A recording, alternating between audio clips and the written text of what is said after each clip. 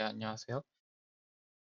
이번에는 자동적 속도 수학 시스템의 분류 조건에 대해서 참고한 내용에 대해서 강의 진행하도록 하겠습니다.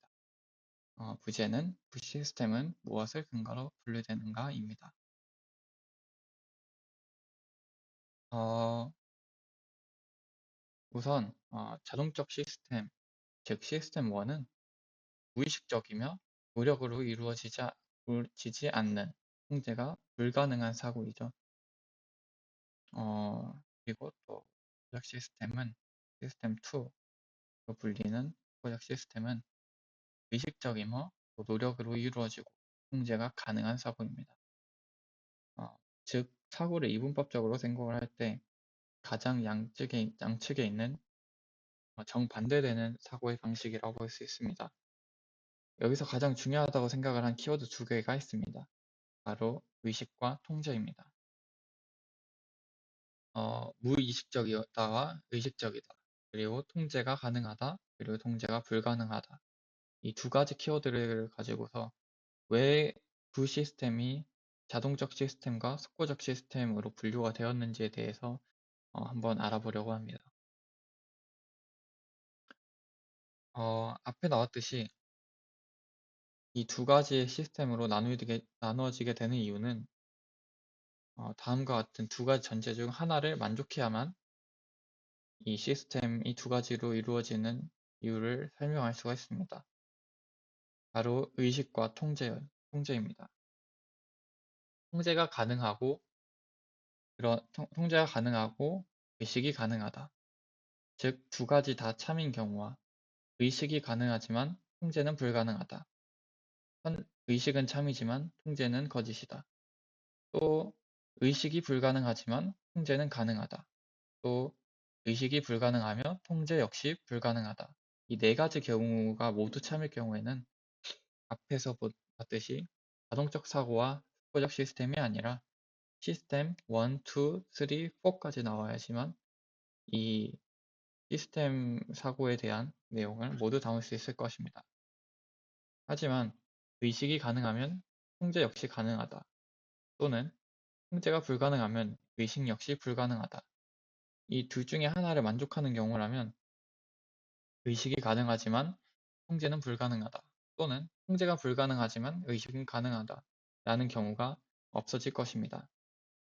사실 통제가 불가능하면 의식 역시 불가능하다. 이 부분은 논리적으로 말이 안 되기 때문에 의식이 가능하면 통제 역시 가능하다. 이 부분이 참이 라는 것을 한번 증명을 해보도록 또는 이것이 거짓이라면 어떤 것이 추가가 되어야 될지에 대해서 얘기를 해보겠습니다. 우리는 우리의 내면에서 일어나는 모든 행위를 의식할 수 있을까요? 또 이것을 의식한다면 통제가 가능할까요? 어, 저는 이것이 불가능하다고 봅니다. 왜냐하면 이것은 앞에 나왔던 이 자동적 시스템만으로도 충분히 설명이 가능합니다. 우리가 일어나는 의식적 행위는 모두 인식이 가능하지만 의식적이지 않은 무의식의 존재에서 일어나는 행위들 자체는 우리가 그것을 인식을 할 수가 없죠. 인식을 하더라도 당장이 아니라 먼 훗날에 우리가 했던 판단을 되돌아보면서 우리의 무의식이 이러한 판단을 내렸구나 라고 의식할 수 있는 겁니다. 또 의식한 사고는 영구적으로 통제가 가능한 영역이 될 수 있겠는가? 이 말은 무슨 말이냐면 우리가 우리의 감정 중 하나에 대해서 의식을 제대로 한다면 그것이 영원히 통제가 가능할 수 있냐라고 묻는 것입니다. 하지만 이 역시도 불가능하다고 볼 수 있죠. 우리가 의식을 한다고 해서 그것을 평소에도 계속 의식을 하고 있는 것도 아니고 쉽게 잊어버리기 마련이기 때문입니다. 즉, 한 가지의 물음에 도달하게 됩니다. 인간은 자신의 내면 세계에서 전능한가? 답은 아마 전능하지 않다일 것입니다. 그리고 인간이 내면 세계에서 전능하지 않다면 그 시스템의 분류에 대한 정당성은 부족하다라는 판단을 내릴 수 있는데요. 그 이유는 우리가 통제가 불가능하며 하지만 의식은 가능한 그런 영역이 있다고 생각했기 때문입니다. 이러한 부분으로 대표되는 것이 바로 이기적 유전자, 신의 뜻, 시뮬레이션, 다양한 이론들이 많습니다. 어, 이기적 유전자는 우리의 유전자가 우리의 생활 방식을 결정한다. 어, 유전자의 보존을 위해서 인류는 생존하고 있고, 그것을 보존하기 위한 최적의 생존 방식을 택하고 있다. 이러한 내용이고요. 신의 뜻, 그냥 신의 뜻이죠. 어, 신이 뜻하는 바, 우리가 이해할 수 없는 부분에 대해서 우린 그러고는 말하고 합니다. 또 시뮬레이션 이론, 우리는 시뮬레이션의 존재이다. 누군가 우리의 대용량 컴퓨터에서 시뮬레이션을 돌리고 있고, 우리는 그 시뮬레이션 속에 살아가고 있다. 이것 역시 우리가 이해할 수 없는 현상을 만났을 때 이것을 증명해내기 위해 허무맹랑하지만 사용되고 있는 이론입니다. 즉, 우리는 우리가 의식하는 대로 행동하지 않습니다. 우리의 내면 세계에는 우리를 지배하는 무언가가 있고 그것이 우리에게 지시를 내리고 냅니다.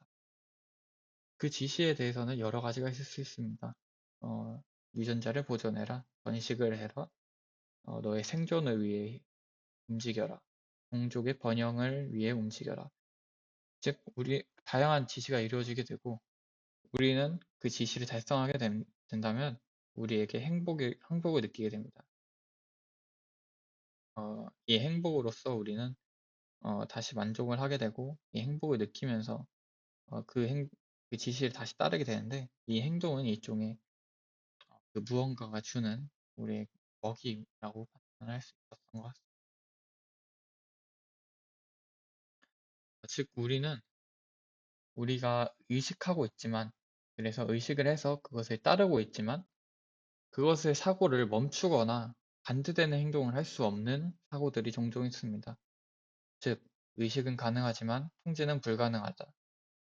그런 통제는 불가능한 사고이죠. 이런 시스템은 만약에 존재를 한다면 시스템 3이라고 불러야 할 정도입니다. 한 가지 예를 들어보자면 우리는 살아가야 함을 인지하고 있습니다. 어, 우리가 살기 싫더라도 싫다고 느끼지 않죠, 우리는. 우리는 우리가 살아가야 함을 삶의 목표라고 생각합니다. 행복을 느끼고 자식을 낳고 밥을 먹고 그런 거 역시 우리가 살아가기 위해서 하는 행동입니다. 하지만 이 살아가고 싶다는 사고 자체를 우리가 통제할 수 있을까요? 우리는 살아가고 싶다는 사고 자체를 멈출 수도, 살아가고 싶지 않다는 사고를 할 수도 없습니다. 우리는 단순히 더 잘 살아가고 싶다는 마음 때문에 그 반대되는 행동을 하기도 하지만 결국 가장 중요한 것은 살아가고 싶다는 사고를 멈출 수 없다는 것입니다. 즉, 우리 인간은 한 가지 예시를 들었지만 의식은 하고 있지만 통제할 수 없는 그러한 시스템 3의 행동 역시 갖고 있기 때문에 그 시스템이라 불리는 건 어느 정도 부족함이 있다고 생각하고 있습니다. 이번 강의는 여기서 마치겠습니다. 감사합니다.